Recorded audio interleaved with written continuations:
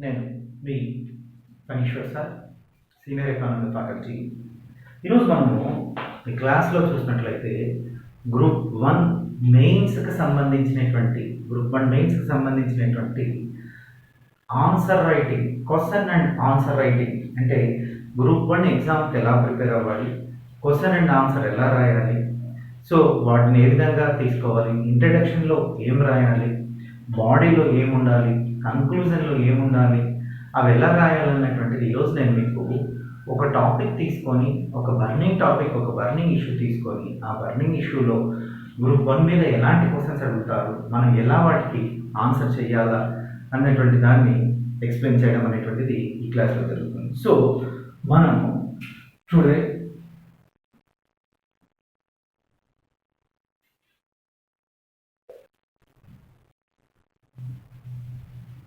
Group one mains answer writing చూస్తున్నాం.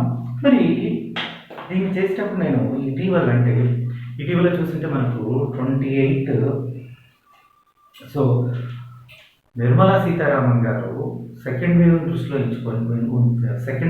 దృష్టిలో ఉంచుకొని ఒక ప్యాకేజ్ని ప్రకటించారండి. మళ్ళీ అంటే గతంలో ఆత్మనిర్భర్ భారత్ ప్రకటించారు, ఆ తర్వాత ఇటీవల కాలంలో కూడా ఒక ప్యాకేజీ అన్నటువంటి దాన్ని ప్రకటించారు. ఈ ప్యాకేజీకి ఏం పేరుతో ప్రకటించారయ్యా అంటే మహమ్మారి నుండి ఆర్థిక ఉద్దీపనం అనేటువంటి పేరుతో ఒక ప్యాకేజ్ చేశారు. ఈ ప్యాకేజ్ మీద ఏవైనా ప్రశ్నలు వస్తాయి. గ్రూప్ వన్ మెయిన్స్ ఈ ప్యాకేజీకి సంబంధించింది ఎలా రాయాలి అన్నటువంటిది నేను మీకు చెప్తాను ఈరోజు. అంటే నేను ఈరోజు ఒక టాపిక్ తీసుకొని మాత్రం డిస్కస్ చేస్తున్నాను. రాను సబ్జెక్ట్లో ఉండేటువంటి అంటే యాజ్ పర్ యాజ్ సిలబస్ ప్రకారం మనం అన్ని చాప్టర్స్లో క్వశ్చన్ అండ్ ఆన్సర్స్ ఎలా రాయాలి, సో మెయిన్స్కి ఎలా అప్రోచ్, సో మెయిన్స్ అప్రోచ్ అనేది విద్యార్థికి ఎలా ఉండాలి అనేటువంటి దాన్ని కూడా చూద్దాం. సో మై డియర్ ఫ్రెండ్స్, నేను ఈరోజు క్వశ్చన్ ఏం తీసుకుంటున్నానంటే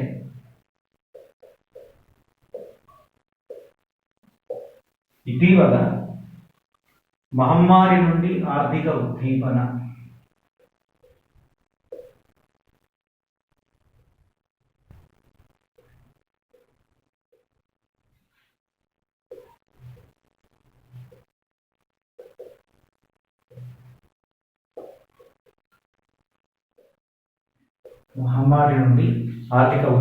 పేరుతో కేంద్ర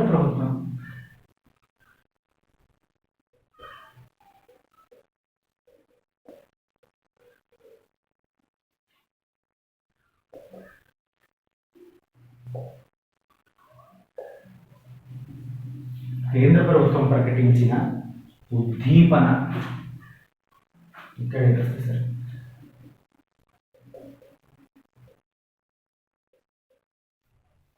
ఆర్థిక వ్యవస్థకు బూస్టర్ డోస్ కాగలదా?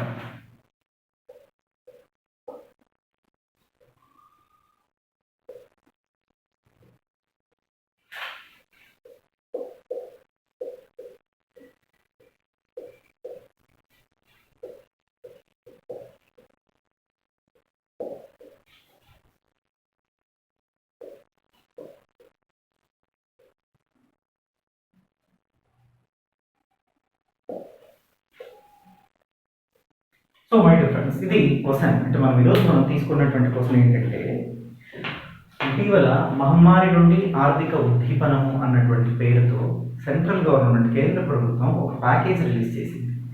ఈ ప్యాకేజ్ రిలీజ్ చేసినప్పుడు ఈ ప్యాకేజ్ గురించి అందరు ఆర్థికవేత్తలు మాట్లాడారు. పర్టికులర్గా హోమ్ మినిస్టర్ కావచ్చు, ప్రైమ్ మినిస్టర్ కావచ్చు, వీళ్ళు ఏమన్నారయ్యా అంటే ఆర్థిక వ్యవస్థకు బూస్టర్ డోసు, ఈ ఉద్దీపన, ఈ ప్యాకేజ్ అనేది ఆర్థిక వ్యవస్థకు బూస్టర్ డోస్ అని వారు పేర్కొన్నారు. ఇక క్వశ్చన్ ఏంటంటే అది నిజంగా బూస్టర్ డోస్ కాగలదా లేదా చర్చించండి. సో కాగలదా అని క్వశ్చన్ మార్క్ ఇచ్చినప్పుడు కాగలదా లేదా అన్నటువంటి దాన్ని చర్చించమని అర్థం. సో మరి ఇలాంటి క్వశ్చన్ వచ్చినప్పుడు ఇట్ ఈస్ నేను సిలబస్ నేను తీసుకోలేదండి. వాంటెడ్గా నేను ఒక బర్నింగ్ ఇష్యూ తీసుకొని అంటే ఎందుకంటే ఎకానమీలో 80% of questions, 60 to 80% of the questions current economy నుంచే వస్తాయి, బర్నింగ్ ఇష్యూ నుంచే వస్తాయి. కాబట్టి నేను దీన్ని అంటే ఇప్పుడు కోవిడ్ ఇంపాక్ట్ ఉంది కాబట్టి దీన్ని తీసుకొని మీకు అర్థమయ్యేటట్లుగా ఎక్స్ప్లెయిన్ చేస్తున్నా. ఇలాంటి ఒక క్వశ్చన్కి ఆన్సర్ రాయాలి. ఇక్కడ మళ్ళీ ఆన్సర్ రాసేటప్పుడు టర్మ్స్ అండ్ కండిషన్స్ ఉంటాయి, స్టూడెంట్స్ ఖచ్చితంగా ఆ టర్మ్స్ అండ్ కండిషన్స్ని గుర్తుపెట్టుకోవాలా. ఒకటి ఏంటి అంటే పదాల లిమిటేషన్ అనేటువంటిది ఎక్కడా లేదు. ఎగ్జామ్లో ఖచ్చితంగా ఇన్ని పదాలు ఉండాలన్నటువంటిది ఎక్కడ మెన్షన్ చేయలేదు. కాకపోతే సమయాన్ని మెన్షన్ చేశారు కాబట్టి మనం ఒక క్వశ్చన్కి ఆన్సర్ 10 నుండి 12 నిమిషాల్లో రాయాల్సి ఉంటుంది. సో అయితే ఇక్కడ మనం ప్రాక్టీస్ చేసేటప్పుడు దీనిని 10 నిమిషాల్లో ఫినిష్ చేసేటట్లుగా మనం ప్లాన్ చేసుకొని ఉండాలి. అంటే ఈ క్వశ్చన్ 10 minutesలో రాసేటట్లుగా అది ప్రధానంగా మీరు గుర్తుపెట్టుకోవాలి. అంటే దాని అర్థం ఏంటంటే చాటభారతం ఎక్కువగా రాయకుండా కేవలం ఏదైతే ఉందో ప్రశ్నలు ఏదైతే విషయాన్ని అడిగారో ఆ విషయానికి సూటిగా సరళంగా సమాధానం ఇవ్వమని అర్థం అది. సో ఇక దీని గురించి రాసేటప్పుడు గుర్తుపెట్టుకోవాల్సింది ప్రధానంగా టైం మెయింటెనెన్స్, వర్డ్స్, ఎంత వేగంగా రాస్తాం, ఎన్ని పదాలు రాస్తాం అనేటువంటిది. ఎందుకంటే దీనికి గవర్నమెంట్ ఇక్కడ మనం మాట్లాడే క్వశ్చన్కి యావరేజ్గా 10 మార్క్స్ మాత్రమే ఉంటాయి. ఈ 10 మార్కులు మాత్రమే ఉంటాయి. ఈ 10 మార్కులకు మనం ఎంతసేపు రాయాలా ఎంత అనేటువంటిది చాలా ఇంపార్టెంట్. సో ఇక్కడ రాసేటప్పుడు ఫస్ట్ మనం ఏం చేస్తాం, ఏమి రాసినా ఇంట్రడక్షన్ రాయాలి.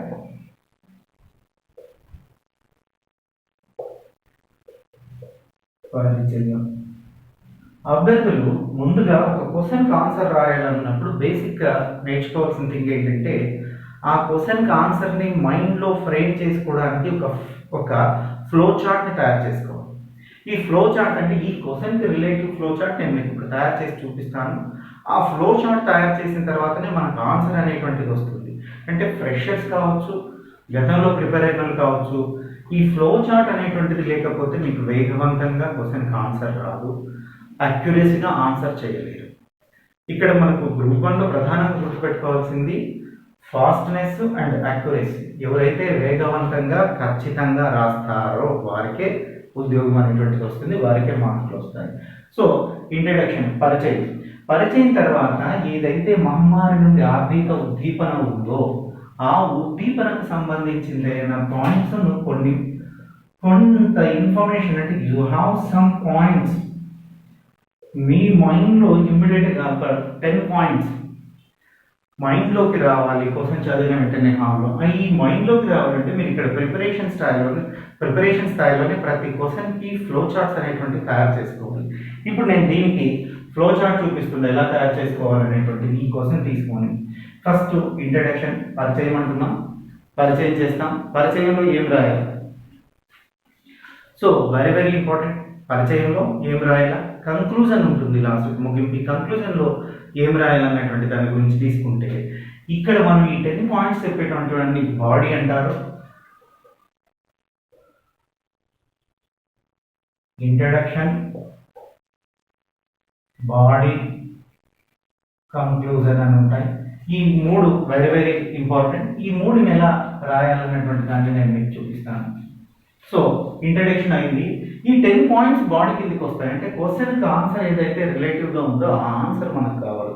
దీంతో ఏం చేస్తున్నామంటే ఫస్ట్ ఈ ఆర్థిక ప్యాకేజ్లో ఉండేటువంటి అంశాలను క్షుణ్ణంగా మనం చదివి తెలిసి ఉండాలా, మనకు బూస్టర్ డోస్ కాగలదా అన్నటువంటి దానికి మనం ఏం రాస్తున్నాము అన్నటువంటిది ఉండాలి. ఇందులో నేను రైతులకు సంబంధించినటువంటి అంశం, రైతులకు అధిక దిగుబడి, రైతులకు అధిక దిగుబడిని ఇచ్చే వంగడాలు. సో రెండోది చూసినట్లయితే డిఏపి పై అదనపు సబ్సిడీ.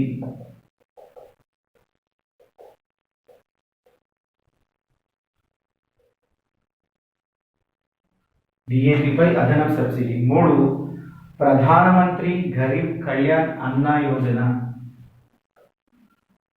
ప్రధానమంత్రి గరీబ్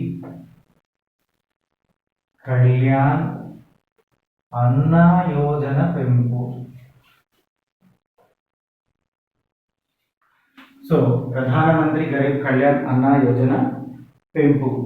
ఇక 4వది ఎంఎస్ఎంఈలకు సంబంధించింది. సో ఎంఎస్ఎంఈలకు చేయూత.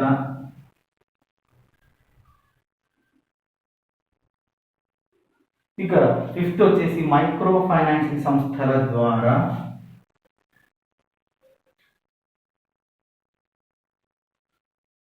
మైక్రో ఫైనాన్సింగ్ సంస్థల ద్వారా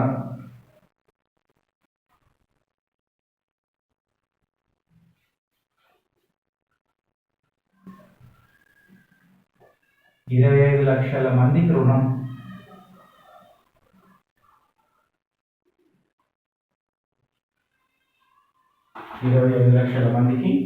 రుణం.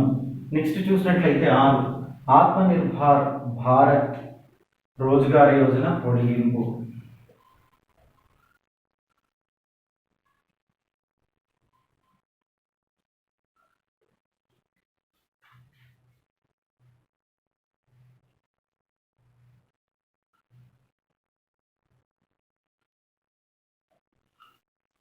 ఇక 7th చూసినట్లయితే 11,000 మంది టూరిస్ట్ గైడ్లకు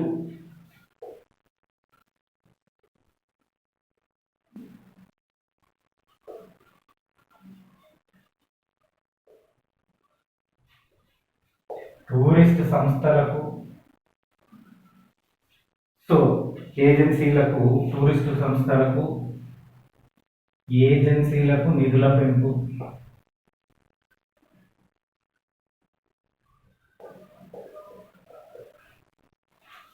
నిధుల పెంపు. దాని తర్వాత చూసినట్లయితే 5 లక్షల మందికి ఉచిత టూరిస్ట్ వీసాలు.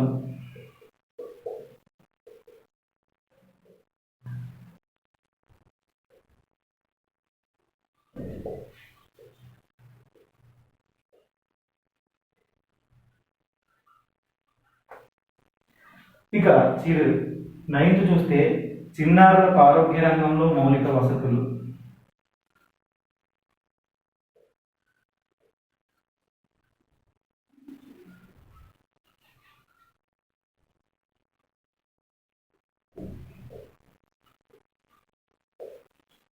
ముగింపు. ఇట్లా మీరు ఒక క్వశ్చన్కి ఫ్లో చార్ట్ తయారు చేసుకోవాలి. ఇట్స్ నాట్ ఆన్సర్ కాదండి. ఇది ఆన్సర్ రాయడానికి బేసిక్గా మన దగ్గర ఉండేటువంటి ఇన్ఫర్మేషన్ ఏంటి, ఈ ఇన్ఫర్మేషన్ అంటే మీకు క్వశ్చన్ చదివిన వెంటనే ఎగ్జామ్ హాల్లో ఫస్ట్ మైండ్లో థాట్ రావాల్సింది ఏంటంటే ఈ ఫ్లో చార్ట్ రావాలా. ఏ క్వశ్చన్ అయితే మీరు ఆన్సర్ చేయాలనుకుంటున్నారో ఆ క్వశ్చన్ చూడగానే మీ మైండ్లో ఒక ఫ్లో చార్ట్ రావాలా. ఆ ఫ్లో చార్ట్ ఈ విధంగా ఉండాలా.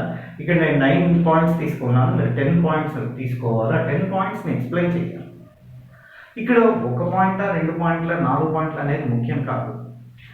ప్రశ్నకి సూటబుల్గా ఇచ్చినటువంటి క్వశ్చన్కి సూటబుల్గా అప్రోప్రియేట్గా మీరు ఆన్సర్ రాయగలగాలి ఖచ్చితంగా.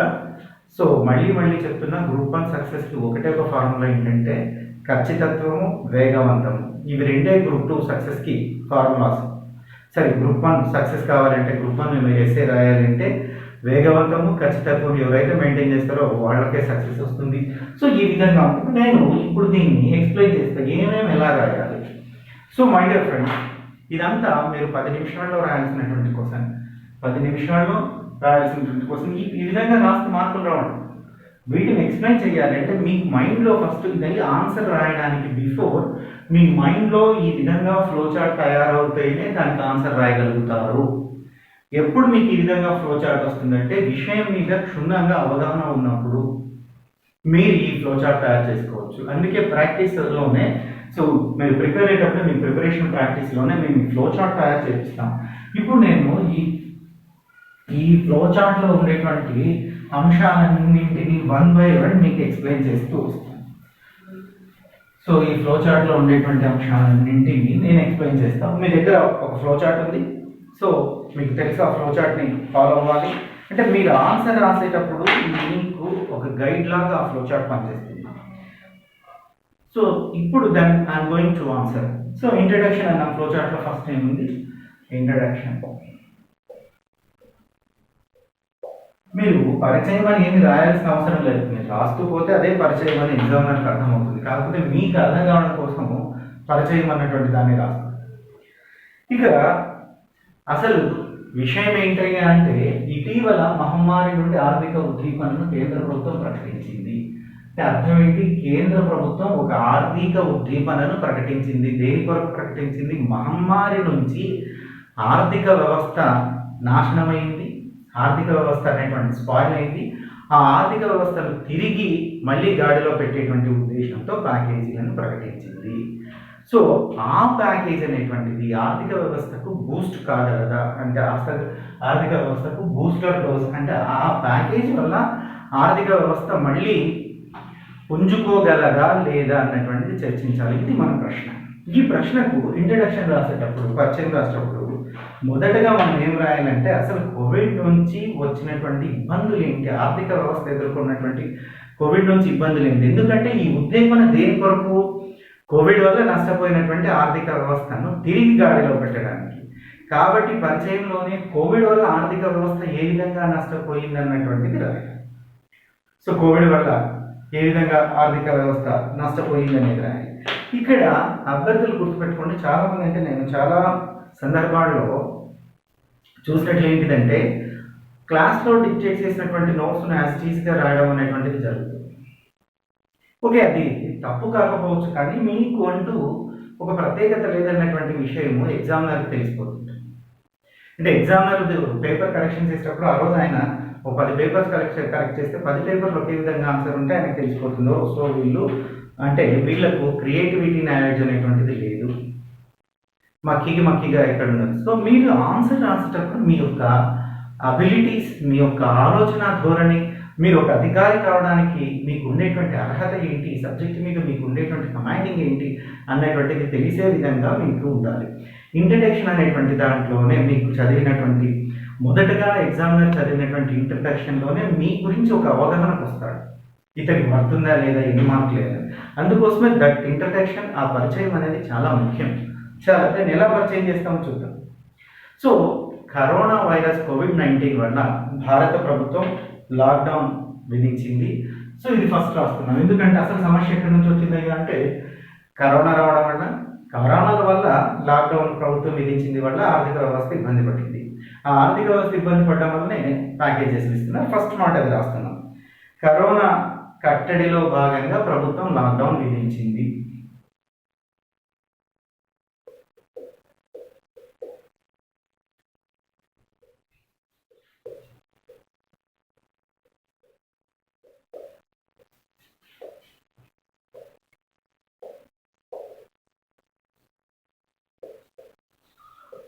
సో విధిస్తే ఏమైంది? విధించడం వల్ల ఏమైందయ్యా అంటే విమానాలు, రైళ్లు, బస్సులు ఆగిపోయాయి. విమానాలు, రైళ్లు, బస్సులు ఆగిపోయాయి. ఇది ఒక పాయింట్ రాస్తారు. సో నెక్స్ట్ చూసినట్లయితే దీన్ని మనం ఈ రాసేటప్పుడు చాలా ఇంపార్టెంట్. ఏ సెంటెన్స్ ముందు రావాలి, ఏ సెంటెన్స్ వెనక రావాలి, ఆ సెంటెన్స్ అనేటువంటి దానికి ఖచ్చితంగా మీనింగ్ ఉండాలనేటువంటిది. ఇక్కడ ఏం రాస్తామంటే కోవిడ్-19 కారణంగా భారత ప్రభుత్వం లాక్డౌన్ విధించడం అనేటువంటిది జరిగింది. భారత ప్రభుత్వం లాక్డౌన్ విధించడంలో భాగంగా విమానాలు, రైళ్లు, బస్సులు వంటి రవాణా వ్యవస్థలన్నీ ఆగిపోయాయి. అదేవిధంగా చూసినట్లయితే పరిశ్రమల్లో వ్యాపారం నిలిచిపోయింది. ప్రజలందరూ ఇంటికే పరిమితమయ్యారు. మరి లాక్డౌన్ వల్ల 70% ఆర్థిక వ్యవస్థ నష్టపోయింది.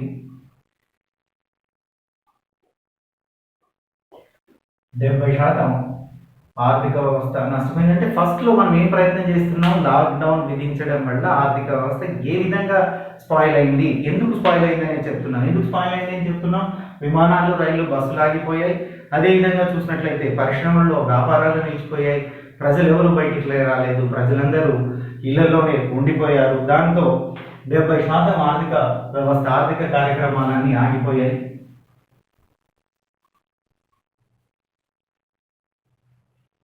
సో 70% ఆర్థిక కార్యక్రమాలన్నీ నిలిచిపోయాయి. సో మరి పెట్టుబడులు, ఎగుమతులు, వినియోగం అనేటువంటిది ఆగిపోయింది. ఈ విధంగా చెప్తూ మళ్ళీ కొంత ఏం చేస్తున్నామయ్యా అంటే కేవలం వ్యవసాయ అనుబంధంగా అంటే ఆర్థిక వ్యవస్థ మనం బాగా గమనించినట్లయితే లాక్డౌన్ పీరియడ్లో కొంత వ్యవసాయం అనేటువంటిది పుంజుకుంది. లాక్డౌన్ పీరియడ్లో ఆర్థిక వ్యవస్థను రక్షించింది కూడా వ్యవసాయం. అందుకోసం ఒక పాయింట్ మనం ఏం రాస్తున్నాం, సో కేవలం వ్యవసాయము, అనుబంధ రంగాలు, గనుల వినియోగము లాంటి సేవలు మాత్రమే కొంత ఆశాజనకంగా ఉన్నాయి. కొత్త గొప్ప ఐటీ రంగం కూడా కొంత ఆర్థిక కార్యక్రమాలను నిర్వర్తించింది. సో ఈ లాక్డౌన్ వల్ల గడిచినటువంటి సంవత్సరంలో జీడిపి -7.5%గా నమోదయ్యింది. ప్రజలు తీరా ఇబ్బందులను ఎదుర్కొన్నారు. ఆర్థిక వ్యవస్థ -7.5% వృద్ధి రేటును చూపించడం అనేటువంటిది ఆర్థిక వ్యవస్థకు మంచిది కాదు. సో దీంతో ఆర్థిక వ్యవస్థ పూర్తిగా భారతదేశంలో క్షీణించిపోయింది అని మనం రాస్తూ ఉన్నాం. ఇలా రాస్తాం. క్షీణించిపోయినటువంటి ఆర్థిక వ్యవస్థను రక్షించడం కొరకు వెరీ వెరీ ఇంపార్టెంట్. క్షీణించిందని చెప్తున్నాం. క్షీణించిన ఆర్థిక వ్యవస్థను రక్షించే ప్రయత్నంలోనే భాగంగా ఇచ్చింది. రక్షించడానికి, క్షీణించిన ఆర్థిక వ్యవస్థను రక్షించడానికి భారత ప్రభుత్వం నిర్మాణ్ భారత్ అనేటువంటి దాన్ని చూసినట్లయితే ఒక ప్యాకేజ్ తీసుకొని వచ్చింది. సో మరి దీన్ని ఇలా పిలవడం అనేటువంటిది జరుగుతుంది. మరి అదేవిధంగా చూసినట్లయితే సెకండ్ వేవ్ కోవిడ్ ఇంపాక్ట్ వల్ల మళ్ళీ లాక్డౌన్ చేయడం అనేటువంటిది జరిగింది. సెకండ్ వేవ్ ఇంపాక్ట్ వల్ల లాక్డౌన్ అనేటువంటి దాన్ని సడలింపులు ఇస్తూ ప్రభుత్వం కొత్తగా ఒక ఉద్దీపనను ప్రకటించింది. ఆ ఉద్దీపనే మహమ్మారి నుండి ఆర్థిక ఉద్దీపనం అనేటువంటి పేరుతో ప్రకటించింది. సో ఈ విధంగా రాస్తూ మనం చెప్తున్నాం. ఇక్కడ సెకండ్ వేవ్ గురించి మనం చెప్పేటప్పుడు సెకండ్ వేవ్ ఇంకా పూర్తిగా సమసిపోలేదు. సెకండ్ వేవ్ తగ్గుతున్న సమయంలో అని June 28 మెన్షన్ చేస్తున్నాం. ఎందుకంటే ప్యాకేజ్ వచ్చిన రోజు June 28న కేంద్ర ప్రభుత్వం ఒక ఉద్దీపనను ప్రకటించింది. ఇక్కడ ఈ ఉద్దీపన గురించి మళ్ళీ చెప్పాలి. సో అంతవరకు మనం ఏం చేసాం, ఫస్ట్ ఇంట్రడక్షన్లో లాక్డౌన్ వల్ల ఇంపాక్ట్ అయినటువంటి చూపించాం. అంటే లాక్డౌన్ వల్ల ఈ విధంగా ఇంపాక్ట్ అయింది. ఈ ఇంపాక్ట్ అంటే లాక్డౌన్ వల్ల నష్టపోయినటువంటి నష్ట నివారణ చర్యల్లోనే ఆత్మనిర్భర్ భారత్ అనేటువంటి ఒక ప్యాకేజీని తీసుకొని వచ్చారు. మళ్ళీ సెకండ్ టైం లాక్డౌన్ అయింది. సెకండ్ టైం లాక్డౌన్ అయినప్పుడు సెకండ్ లైన్ లాక్డౌన్లో నుంచి ఆర్థిక వ్యవస్థను రక్షించడం కొరకు తీసుకొచ్చినటువంటి ఉద్దీపనమే మహమ్మారి నుండి ఆర్థిక వ్యవస్థకు ఉద్దీపన. మరి ఈ ఉద్దీపనలో ఏం చేశారని ఇక్కడ దీన్ని తీసుకొని ఇప్పుడు మనం హైలైట్ చేస్తున్నాం. ఇక్కడ ఈ విధంగా పరిచయం రాస్తాం. సెకండ్ వేవ్ వచ్చినందువల్ల సెకండ్ వేవ్కు సంబంధించినప్పుడు సెకండ్ వేవ్ చివరి దశలో 28 జూన్ సో కొత్త ప్యాకేజీని ప్రకటించారు జూన్. ఆ ప్రకటించేటప్పుడు ఈ ప్యాకేజ్లో రాస్తారు. ఈ ప్యాకేజ్ని ఎంత డబ్బుతో ప్రకటించారు, ఏమేమి ఉన్నాయి అన్నటువంటిది వెరీ వెరీ ఇంపార్టెంట్. ఆ పాయింట్ కాదు. ప్యాకేజీ ప్రకటించారు. ప్యాకేజ్ ప్రకటించేటప్పుడు ఏం చేస్తున్నారు, 628 లక్షలు 999 lakhs crores లక్షల కోట్లు అంటున్నారు. ఇక్కడ లక్షల కోట్లు 6,28,000 కోట్లు. మీకు సమ్ పేపర్స్ లో 6.28 అని ఉంది, కొన్ని పేపర్లో 6.29 అని ఉంది, కొన్ని పేపర్లో. మీరు ఇవన్నీ పెద్దగా ఈ గణాంకాలకు సంబంధించి అంత డీప్ డిస్కషన్ అవసరం లేదు. Approximately 6 point something.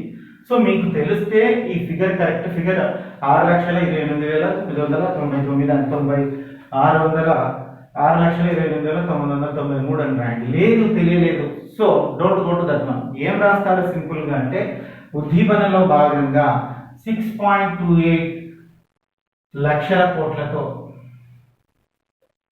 ప్రకటించింది అని రాస్తారు. లక్షల కోట్లతో ప్రకటించింది. ఇక్కడ మీరు చాలా ఇంపార్టెంట్ థింగ్ ఏంటంటే ఇక్కడ ఇది రాసేటప్పుడు 6.82 లక్షల కోట్లతో సెకండ్ అంటే ఉద్దీపనను ప్రకటించి సెకండ్ వేవ్కి సంబంధించి ప్యాకేజీని ప్రకటించి 15 విభిన్న రకాలైనటువంటి ఉపశమనాలను కలిగిస్తుంది అంటున్నారు. ఈ ప్యాకేజ్లో ఏముంది, 15 రకాలైనటువంటి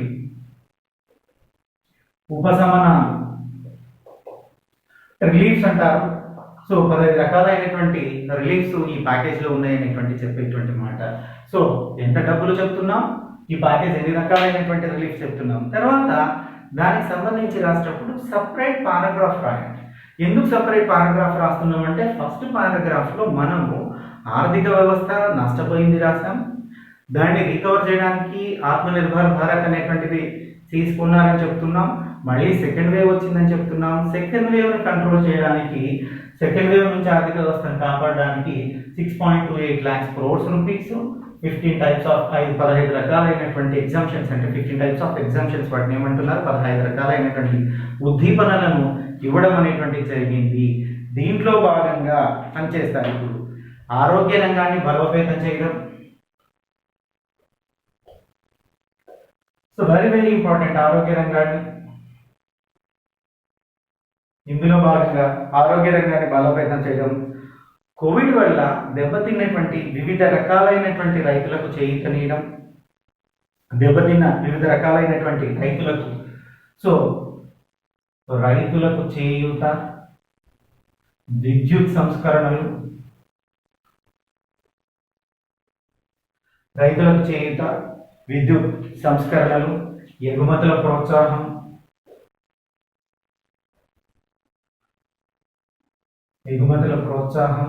అదేవిధంగా చూసినట్లయితే ఉపాధి కల్పన,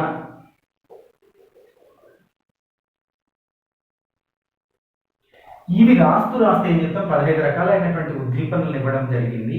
అందులో ప్రత్యేకించి ఆరోగ్య రంగానికి, రైతులకు చేయూతనివ్వడానికి, విద్యుత్ సంస్కరణలకు, ఎగుమతుల ప్రోత్సాహం, ఉపాధి కల్పన అనేటువంటి అంశాల మీద ప్రత్యేకమైనటువంటి దృష్టిని కేంద్రీకరించి ఈ ద్వితీయ ప్యాకేజ్ అనేటువంటిది ప్రకటించడం జరిగింది. మరి ఈ ప్రకటించినటువంటి ప్యాకేజీ, సో ఇన్ని కోట్లతో ప్రకటించినారు. ఎందుకు ప్రకటించినారంటే ఈ రంగాలను ప్రత్యేకంగా కాన్సన్ట్రేట్ చేస్తూ సెకండ్ వేవ్ వల్ల లాస్ అయినటువంటి ఆర్థిక వ్యవస్థ రికనెక్ట్ని మళ్ళీ పునర్నిర్మాణించడం కోసం, రీకన్స్ట్రక్టెడ్ కోసం. అప్పుడు మనం ఇక్కడ రాస్తాం ఈ చర్యలు ఆర్థిక వ్యవస్థకు బూస్టర్ డోస్ కాగలవో లేదో చర్చించాల్సినటువంటిది ప్రశ్న. అప్పుడు మనం ఇక్కడ రాష్ట్రంలో ఏమైనా రాస్తారు, ఈ చర్యలు క్రింది విధంగా ఆర్థిక వ్యవస్థకు బూస్టర్ డోస్ కాగలవు అని రాస్తారు. ఇక్కడితో ఇంట్రడక్షన్ కంప్లీట్. ఇదంతా మీకు నేను ఇప్పుడు చెప్పడం అంటే అర్థం కావడం కొరకు మీకు స్లోగా చెప్తున్నా, కానీ ఇదంతా మీకు 6 to 7 lines లో ఫినిష్ అవ్వాలి. సో బాగా గుర్తుపెట్టుకోండి, ఇలా రాస్తే 5 to 7 words రాస్తారు. ఆ 5 to 7 words లో సో 6 to 7 or 8 lines లో ఇంట్రడక్షన్ అనేటువంటిది కంప్లీట్ అవ్వాలి. ఇంట్రడక్షన్ తర్వాత మనం ఏం రాస్తున్నాము అంటే ఇంట్రడక్షన్ అయిపోయింది. ఇంట్రడక్షన్ తర్వాత మనం తీసుకునేటువంటి రైతులకు అధిక దిగుబడిని ఇచ్చేటువంటి వంగడాలు అంటున్నాం.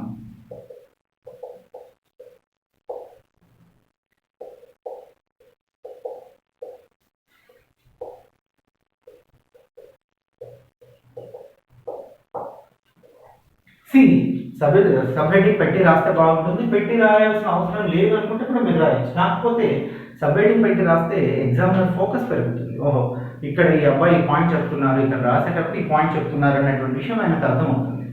సో ఇక్కడ చూసినట్లయితే ఇక్కడ కూడా మీరు బాగా గుర్తుపెట్టుకోండి, రైతులకు అధిక దిగుబడులు ఇచ్చేటువంటి వంగనాలు, ఇది కూడా 3 to 5 lines మధ్యలోనే ఫినిష్ చేయడానికి మీరు ప్రయత్నం చేయాలి. సో దీన్ని ఎట్లా రాస్తున్నామయ్యా అంటే ప్రాథమిక రంగమైనటువంటి వ్యవసాయ రంగానికి సంబంధించి ఇది వరకే ప్రకటించినటువంటి ఎరువుల రాయితీని పెంచడం. సో పాయింట్ ఏంటంటే కీ పాయింట్, ఎరువుల రాయితీని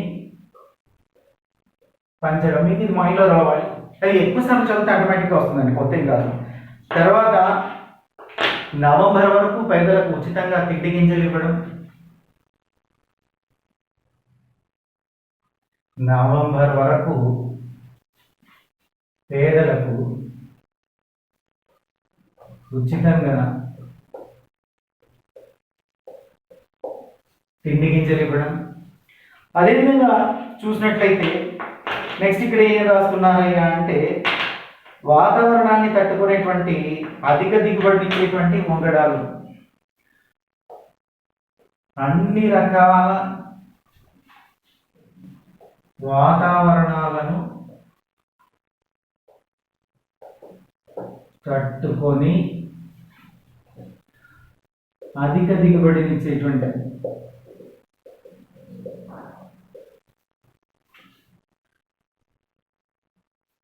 21 రకాల వంగడాలను. ఇవి ఇక్కడ మీకు కీ పాయింట్స్, అంటే మీరు ఎక్కువ టైమ్స్ రివిజన్ చేయడం వల్ల, ఎక్కువ ప్రాక్టీస్ చేయడం వల్ల మీకు అది చూస్తేనే ఇక్కడ రైతులకు అధిక దిగుబడి ఇచ్చేటువంటి వంగడాలు అంటేనే ఈ కీ పాయింట్స్ అనేటువంటి గుర్తొస్తే దీని నుంచి లాక్కుంటా కూడదు. దీని నుంచి రాస్తూ రావడం ఎలా రాస్తారు? సో అప్పుడు ఏం రాస్తారంటే ప్రాథమిక రంగంలో వ్యవసాయ రంగానికి సంబంధించినంత వరకు ఇప్పటి వరకే ప్రకటించినటువంటి ఎరువుల రాయితీని పెంచడం అంటారు. సో ఎరువుల రాయితీని పెంచడం, నవంబర్ వరకు పేదలకు ఉచితంగా తిండి గింజలను ఇవ్వడం ఈ ప్రాజెక్టులో భాగంగానే. అదేవిధంగా చూసినట్లయితే వాతావరణ పరిస్థితులను తట్టుకునేటువంటి, ఇక్కడ కొన్ని ఈ వాతావరణ పరిస్థితులను తట్టుకున్నప్పుడు ఆ పంటల పేర్లు రాయరు.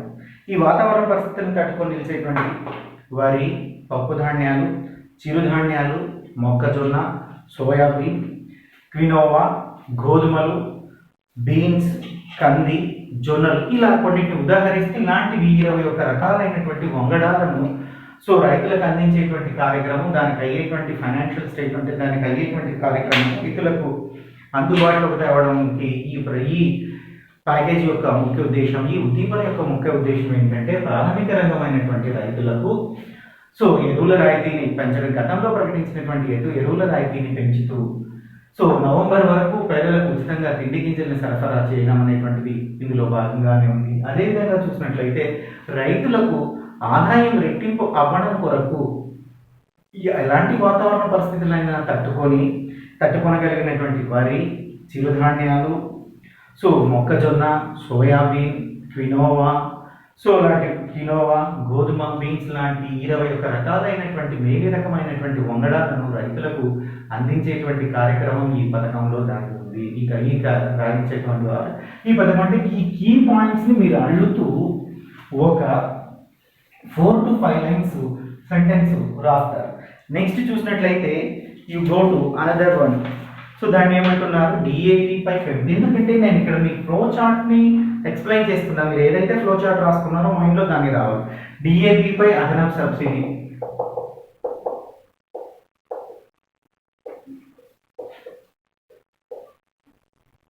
సో మరి డిఏపి పై అదనపు సబ్సిడీ అనేటువంటి చూసినప్పుడు డిఏపి ఎరువులపై అదనపు సబ్సిడీ 14,775 కోట్ల మేర, 14,775 కోట్లు, 775 కోట్లు. ఇది కీ పాయింట్.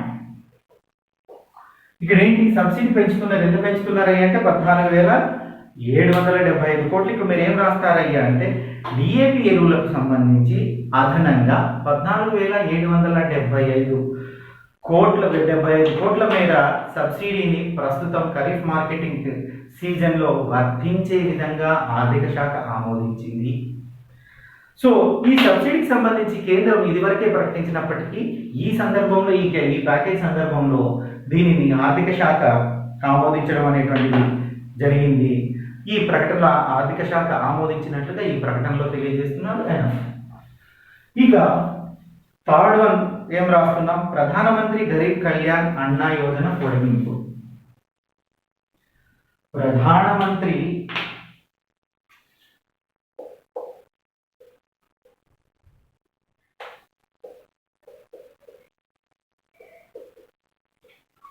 గరీబ్ కళ్యాణ్ అన్న యోజన పెంపు. సో ఇక్కడికి వచ్చేటట్లుగా మీరు ఏం రాస్తున్నారయ్యా అంటే సింపుల్గా ఇక్కడికి వచ్చేలోగా మనం సింపుల్గా ఏమని చెప్పాల్సి వస్తుందయ్యా అంటే కోవిడ్ నేపథ్యంలో దీన్ని ప్రకటించారు. ఈ విషయం మర్చిపోకూడదు. కోవిడ్ నేపథ్యంలో ప్రకటించినటువంటి ప్రధానమంత్రి గరీబ్ కళ్యాణ్ అన్న యోజనను నవంబర్ వరకు పొడిగించారు. సో దీన్ని నవంబర్ వరకు పొడిగించారు. ఇక్కడ కీ పాయింట్ ఏం చెప్తున్నాం? నవంబర్ వరకు పొడిగించారు.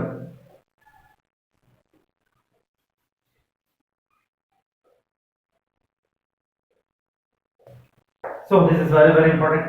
కీ పాయింట్ చెప్పేటప్పుడు ఇలాంటివి చాలా ఇంపార్టెంట్. నవంబర్ వరకు పొడిగించారు.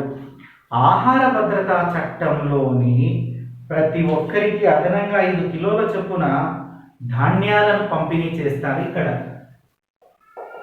ఇది మనకి ఖచ్చితంగా ఆహార భద్రతా చట్టం అనే పేరు రాయండి. అంటే ఇందులో సో ఇక్కడికి చూసినట్లయితే 5 కిలోల చొప్పున అంటే ప్రతి ఒక్కరికి 5 kgs రైస్, ప్రతి ఒక్కరికి 5 kgల అంటే బియ్యం కావచ్చు, గోధుమలు కావచ్చు, ఆహార ధాన్యాలను రాయండి. సో ప్రతి ఒక్కరికి ఆహార ధాన్యాలు పంపిణీ చేసేటువంటి కార్యక్రమం ఇందులో జరుగుతుంది. మరి ఇక్కడ చూసినట్లయితే ఈ ప్యాకేజ్ వల్ల రైతుల యొక్క ఆదాయాన్ని రెట్టింపు చేయడం కొరకు సో 77.45 కోట్లలో 77.45 కోట్లతో ఈ ప్యాకేజ్లో ప్రకటించారని రాస్తున్నాం. పునర్జీవ ప్యాకేజ్ అంటారు. అంటే reconstructed package of that particular sector అని అర్థం అండి. పునర్జీవ ప్యాకేజ్ దీన్ని ప్రకటించారు అన్నటువంటి దాన్ని మనం చెప్తున్నాం. ఈ విధంగా మనం ఏవైతే మెన్షన్ చేసుకున్నామో అన్నింటినీ ఎక్స్ప్లెయిన్ చేస్తూ వస్తాము. ఇక ఎక్స్ప్లెయిన్ చేసి వచ్చిన తర్వాత చివరికి ముగింపు. This is very very important. అంటే నేను మీకు ఇక్కడ సమయం లేదు, 1 hour యూట్యూబ్లో షూటబుల్ కాదు కాబట్టి నేను చెప్పట్లేదు. ఇక 3 నేను ఎక్స్ప్లెయిన్ చేశాను, రిమైనింగ్ 6 మీరు రాసుకోండి. ఇక నేను ముగింపు గురించి మాట్లాడతాను. ముగింపు గురించి మాట్లాడేటప్పుడు ప్రధానంగా ఏంటంటే ఒక పాయింట్ రాస్తాను. ఆర్థిక వ్యవస్థ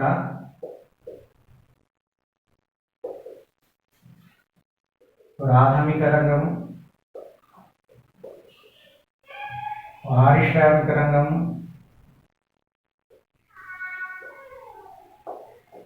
సేవల రంగం, ఈ 3 రంగాలతోనే ఆర్థిక వ్యవస్థ రన్ అవుతూ ఉంటుంది. ఆర్థిక వ్యవస్థ ఈ 3 రంగాల మీద ఆధారపడి ఉంటుంది. ఎక్కడైతే సేవల రంగం అధికంగా అభివృద్ధి చెందుతుందో ఆ ప్రాంతం కూడా అభివృద్ధి చెందడం అనేటువంటిది జరిగింది. ప్రస్తుతం ప్రకటించినటువంటి ప్యాకేజ్ చూసినట్లయితే ఈ 3 రంగాలను ఆదుకునేటువంటి విధంగానే ఉంది. ఈ 3 రంగాలకు చేయూతనిచ్చేటువంటి విధంగానే ఉంది. ఇక్కడ కంక్లూజన్ చెప్పేటప్పుడు మీరు గుర్తుపెట్టుకోవాల్సినటువంటి ప్రధాన అంశం ఏంటయ్యా అంటే CII సో అసోచామ్ అదేవిధంగా మనం చూసినట్లయితే FIO ఇవి ఆర్థిక సంస్థలు అంటే ఎకనామికల్ ఆర్గనైజేషన్స్ అంటారు. ఇవి కానీ ఐక్యరాజ్య సమితి కానీ ప్రపంచ బ్యాంక్ కానీ ఇలాంటి సంస్థలు ఏవైనా ఈ అంశం మీద కామెంట్ చేసింది అంటే ఇలాంటి సంస్థలు అంటే ఇంటర్నేషనల్ ఆర్గనైజేషన్, అంతర్జాతీయ సంస్థలు,